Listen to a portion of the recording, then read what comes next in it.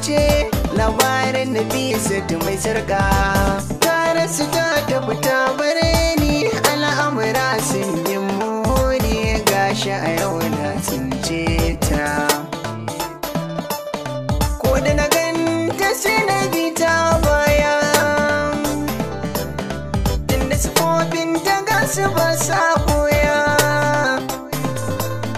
Fata na kare ido na yi mini ƙarya, ni dai na san ba gizo take din ba, Nafisa ce na ganiya.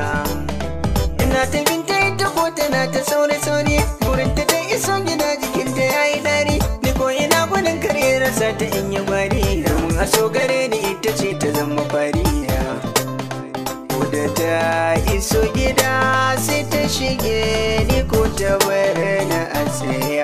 Ga damuwa a zuciya dukan jiki ta gauraya. Da na gaji na samu na zauna kaina a sunkuye. Can na ji sallamar mutum take na amsa na am'iye. Sai ya shige cikin gidan da alama baban Nafisa ne. Take na sanya aimin sallama da shi, warware sarkar dole sai da shi. Wuri na ya fito mazanta da shi, ya ji daɗin yin wanda na bashi. Shi ya sanya ma har ya saki da ni, ya bashi labarin Nafisa babu razani. Wataƙila gare shi na samu magani, matuƙa gaya ya tausaya mini, har hawaye idanu nasu sun zuba. Yace da ni wacce ka biyo aidiya ta ce ba Nafisa ba ce ba. Abinda ya sanya nake kwalla ba tausayin ka bane ba.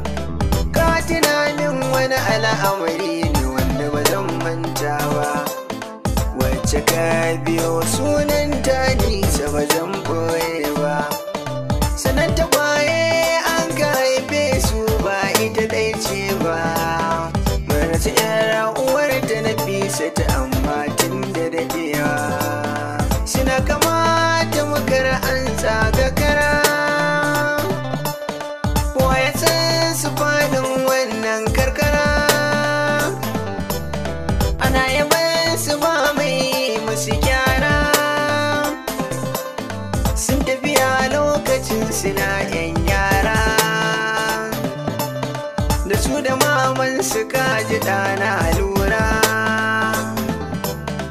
a can Nafisa tabbata an shiga rudaniya. Da sun ka bayyana mini na shiga alhiniya, muka ta bincike na tada muna zuwa raniya. Kai daga ƙarshe mun haƙura tun da an yi sabaniya, har mana zaton darasi ne ai ba za ta dawo ba.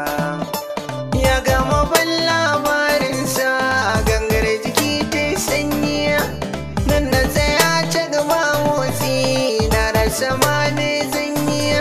Nafisa ta ita ce 'yarsa ni a zaton da nake yi. Karshe na ce masa na gode, ban kwana da juna mun yi. Na yanke shawarar komawa garin su Nafisa tun bincika, don tabbatar